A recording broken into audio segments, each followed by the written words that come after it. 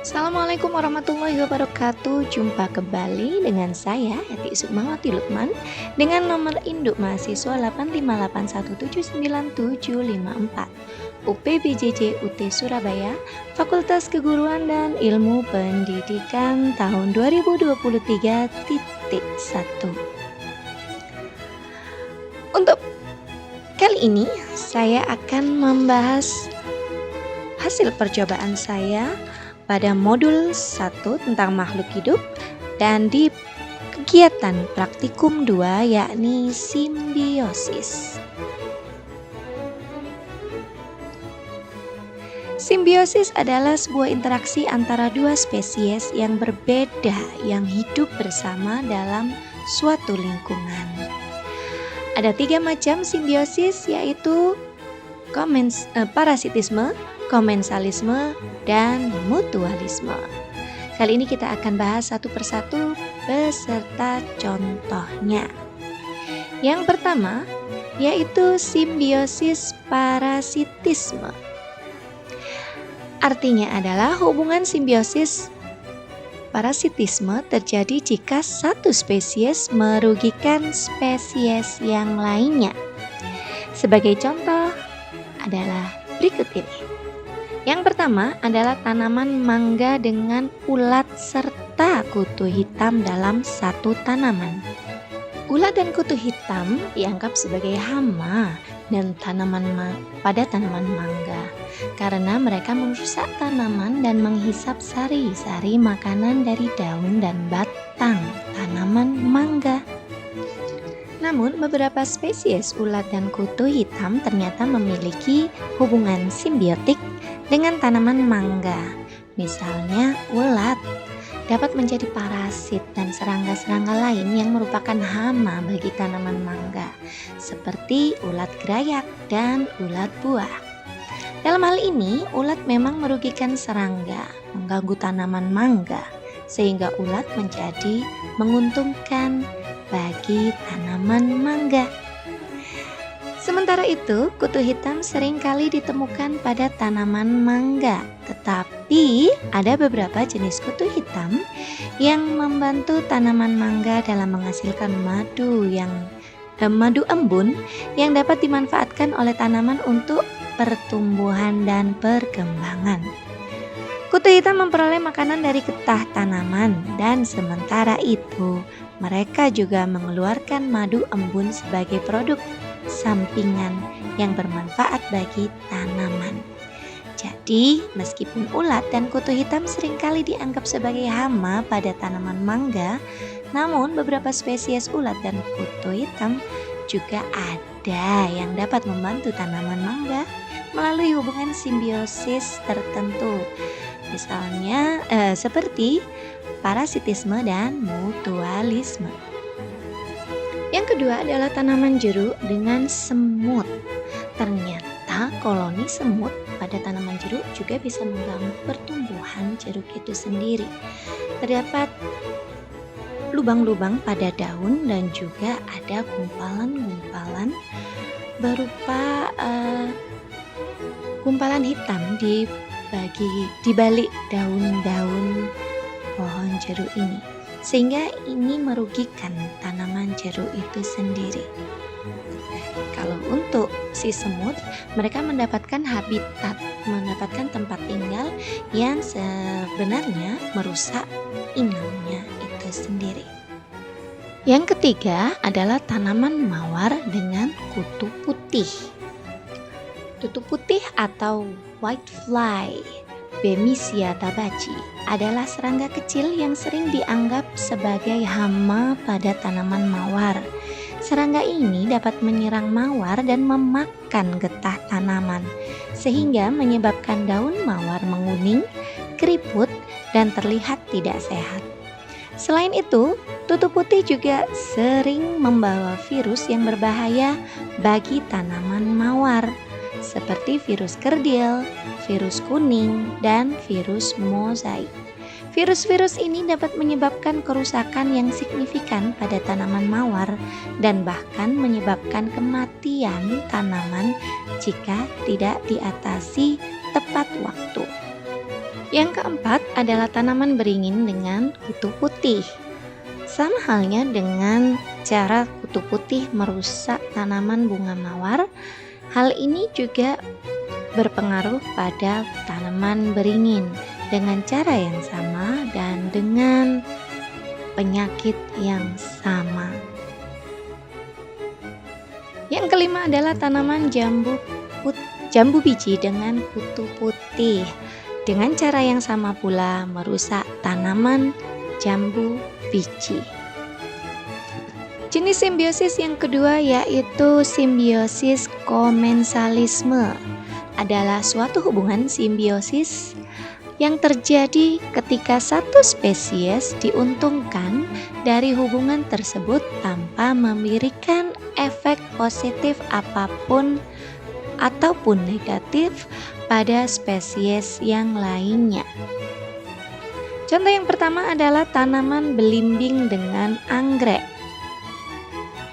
Anggrek yang ditempelkan pada pohon belimbing mampu hidup dengan baik asalkan dengan perawatan yang baik pula tanpa merusak inangnya. Dalam hal ini adalah belimbing.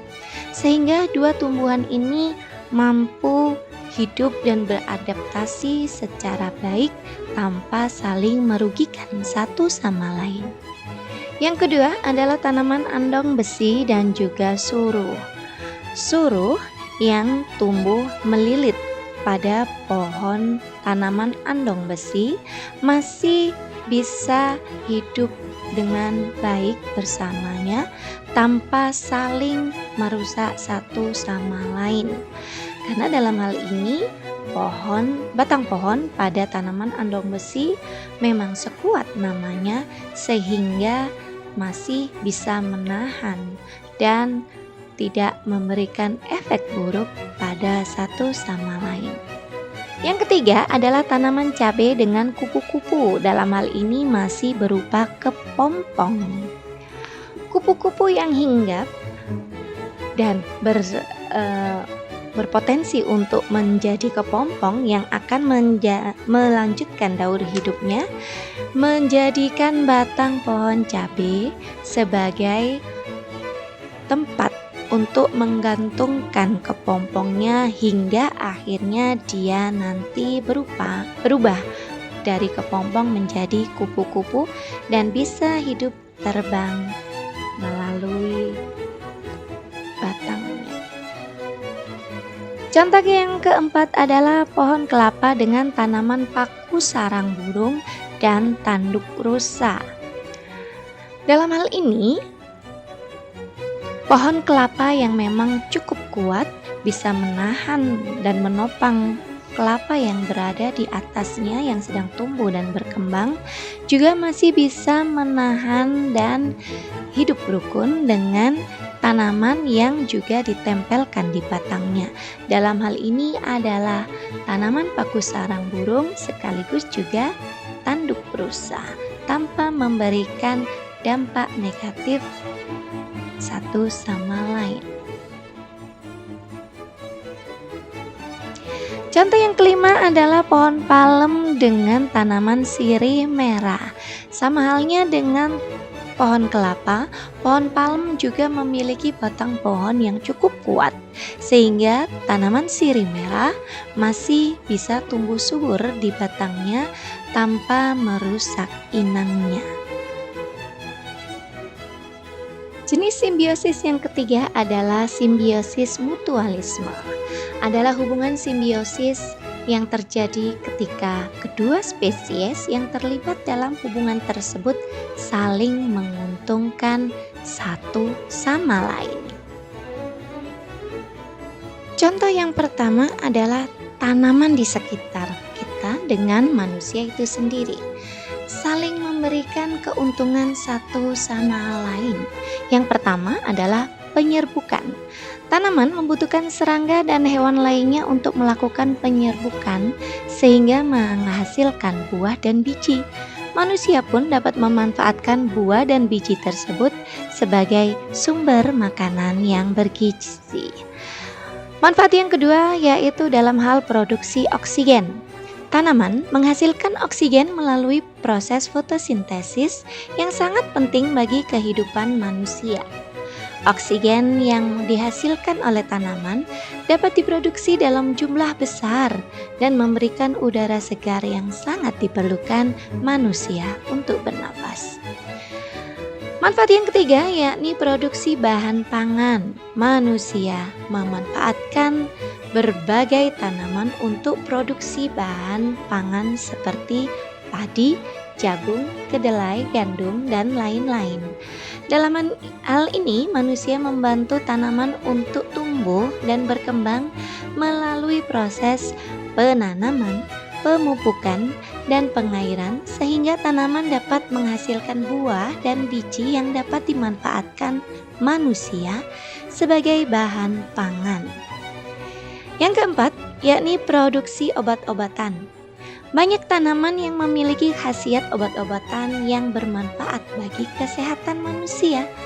Tanaman seperti jahe kunyit, sambiloto, lidah buaya, dan lain-lain telah digunakan sejak zaman dahulu sebagai obat-obatan tradisional.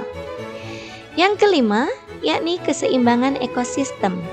Tanaman juga berperan penting dalam menjaga keseimbangan ekosistem di sekitar manusia. Tanaman dapat menyerap gas karbon dioksida yang dihasilkan manusia dan menghasilkan oksigen sehingga membantu menjaga kualitas udara yang sehat. Dalam hal ini, manusia dan tanaman saling bergantung satu sama lain dalam menjaga keberlangsungan hidupnya.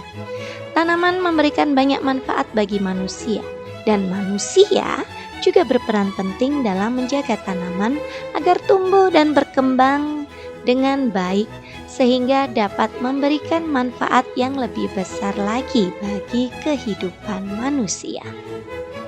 Contoh yang kedua adalah antara ikan dengan tanaman air seperti pakis lidah dan Anubias barteri seperti di gambar atau video berikut. Terjadi dalam bentuk yang disebut akuarium aquaponik. Sistem ini menggabungkan sistem budidaya ikan dengan budidaya tanaman air yang saling bergantung satu sama lain dalam menciptakan lingkungan yang sehat dan produktif. Ikan memberikan nutrisi yang dibutuhkan oleh tanaman air seperti nitrogen dan fosfor yang diperoleh dari kotoran ikan. Kotoran ikan ini kemudian diubah menjadi nutrisi yang bisa dimanfaatkan oleh tanaman air melalui proses bakteriologi yang terjadi di dalam sistem. Sebaliknya, tanaman air membantu menjaga kualitas air di dalam akuarium dengan menyerap nutrisi yang terdapat di dalam air, sehingga mengurangi resiko terjadinya polusi air. Selain itu, tanaman air juga memberikan tempat perlindungan dan makanan bagi ikan. Tanaman air dapat berfungsi sebagai tempat perlindungan bagi ikan dan predator lain, serta memberikan makanan tambahan bagi ikan, seperti plankton atau serangga yang hidup di sekitar tanaman air. Dalam simbiosis ini, ikan dan tanaman air saling bergantung satu sama lain dalam menciptakan lingkungan yang sehat dan produktif. Contoh yang ketiga adalah lumut kerak yang bisa disebut dengan lichenes pada pohon mangga. Lumut kerak merupakan tumbuhan simbiosis dari cyanobacteria dengan jamur Ascomycotina atau Basidiomycotina. Lumut kerak yang biasanya menempel pada pepohonan, dalam hal ini pohon mangga, dan terlibat dalam pembentukan tanah. Dalam simbiosis mutualisme lichenes, jamur mendapat nutrisi dari cyanobacteria yang dapat berfotosintesis. Sementara itu, cyanobacteria mendapat mineral dari jamur, dan otomatis pohon yang menjadi inang, dalam hal ini pohon mangga, akan mendapatkan nutrisi lebih yang sangat berpengaruh untuk pertumbuhannya. Contoh yang keempat adalah pohon mangga dengan semut rangrang. Simbiosis antara dua jenis ini adalah suatu hubungan mutualisme yang terjadi di alam. Semut rangrang atau dikenal juga dengan sebutan weaver ants adalah jenis semut yang hidup secara kolonial atau bergerombol dan membangun sarangnya di atas pohon-pohon. Dalam hal ini adalah pohon mangga. Pohon mangga memberikan tempat tinggal bagi semut rangrang dengan menyediakan batang dan daun yang kokoh dan cukup luas untuk dijadikan sarang. Semut rangrang dapat mendapatkan perlindungan, dapat memberikan perlindungan terhadap hama dan predator yang mengancam pohon mangga. Semut rangrang dapat mengusir serangga pengganggu seperti wereng atau ulat, sehingga pohon mangga menjadi lebih sehat dan subur. Selain itu juga, semut rangrang juga memberikan manfaat bagi pohon mangga melalui aktivitasnya dalam memangkas dan memotong bagian pohon yang telah mati atau sakit, sehingga mempercepat pertumbuhan dan kesehatan pohon mangga.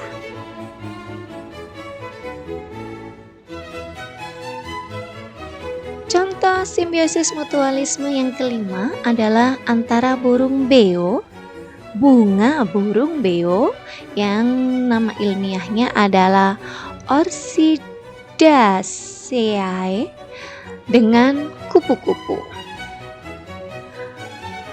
Bunga burung beo merupakan bunga yang memiliki warna dan aroma yang menarik bagi kupu-kupu sebagai penyerbuk. Kupu-kupu mendatangi bunga burung beo untuk mencari nektar sebagai sumber makanan mereka. Dalam proses ini, kupu-kupu membantu dalam penyerbukan bunga burung beo. Ketika kupu-kupu mengunjungi bunga, serbuk sari pada bunga akan menempel di tubuh kupu-kupu dan akan tersebar ke bunga lain yang dikunjungi oleh kupu-kupu tersebut. Hal ini membantu dalam penyebaran serbuk sari dan mempercepat proses penyerbukan, sehingga bunga burung beo dapat berkembang biak dengan cepat. Di sisi lain, kupu-kupu mendapatkan manfaat dari bunga burung beo berupa sumber makanan yang cukup. Nektar yang terdapat pada bunga burung beo menjadi sumber makanan penting bagi kupu-kupu, sehingga mereka dapat mendapatkan nutrisi yang dibutuhkan untuk kelangsungan hidup dan perkembangbiakan mereka. Dalam hal ini, dari kedua spesies tersebut mendapat keuntungan yang sama, menguntungkan satu sama lain. Bunga burung beo mendapatkan bantuan dalam penyerbukan, sementara kupu-kupu mendapatkan sumber makanan yang cukup. Tambahan lagi, satu jenis makhluk atau spesies yang memberikan berbagai dampak untuk lingkungan sekitarnya. Dalam hal ini, tanaman yang berada di halaman sekolah tempat saya mengajar saat ini, yakni wereng pucuk putih. Wereng pucuk putih ini memiliki dampak dalam simbiosis yang sangat besar. Spesies ini bisa memberikan simbiosis dalam 3 jenis sekaligus. Yang pertama adalah simbiosis parasitisme. Hubungan antara wereng pucuk putih dengan virus yang menyerang tanaman tempat wereng tersebut tinggal. Virus tersebut mengambil nutrisi dari tanaman melalui wereng pucuk putih sebagai perantara. Akibatnya, tanaman menjadi lemah dan tidak subur, sehingga dapat menyebabkan kerugian bagi petani. Yang kedua yakni simbiosis komensalisme, yakni hubungan antara wereng pucuk putih dengan jamur yang hidup di sekitar daun tempat wereng tersebut tinggal. Jamur tersebut tidak memberikan pengaruh apapun pada wereng, Namun, wereng memberikan keuntungan bagi jamur karena memproduksi zat nutrisi yang diperlukan oleh jamur untuk tumbuh dan berkembang biak. Simbiosis mutualisme dengan semut. Wereng pucuk putih memberikan makanan berupa madu embun kepada semut. Sedangkan semut membantu melindungi wereng dari predator dan memperbaiki luka-luka pada tubuh wereng.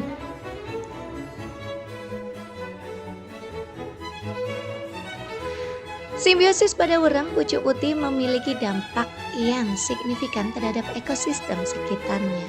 Simbiosis mutualisme dengan semut membantu menjaga populasi wereng agar tidak berlebihan dan merusak tanaman di sekitarnya.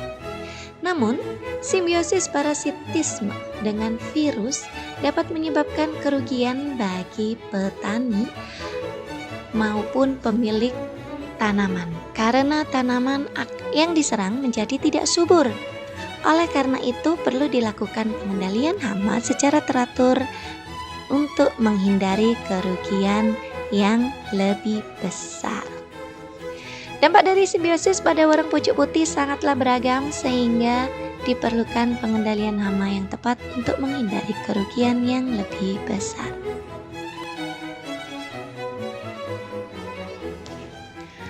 Demikian laporan untuk kegiatan praktikum 2 simbiosis.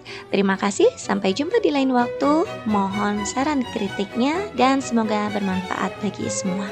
Terima kasih. Wassalamualaikum warahmatullahi wabarakatuh.